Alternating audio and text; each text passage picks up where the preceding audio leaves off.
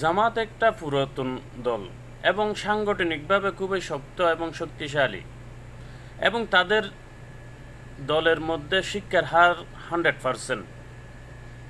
এত তাদের সক্ষমতা থাকার পরেও সাংবাদিক এবং বিভিন্ন জনে প্রশ্ন করে জামাত ক্ষমতায় আসলে তারা প্রধানমন্ত্রী হবে কেমনে, দেশ পরিচালনা করার অভিজ্ঞতা নাই, তারা কেমনে দেশ পরিচালনা করবে।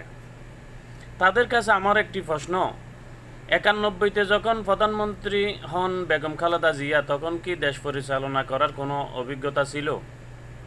ওনার শিক্ষকতার যোগ্যতাও তো তেমন জামাত ইসলামের ধারে কাছেও নাই।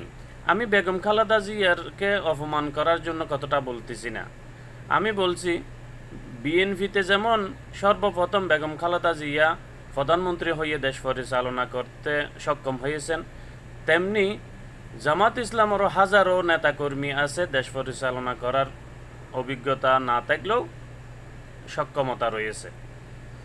এবং বর্তমানে বিএনপি চেয়ারম্যান তারেক রহমানের কি পূর্ব কোনো সরকার পরিচালনা করার, দেশ পরিচালনা করার অভিজ্ঞতা আছে?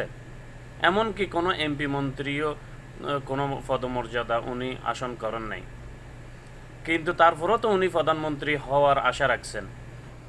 তাহলে জামাত কেন দেশ পরিচালনা করতে পারবে না?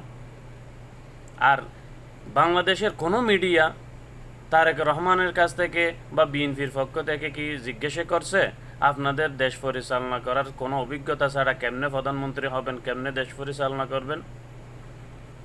এরকম মিডিয়াকে আসলে দালাল না বলে আর কি বলবো।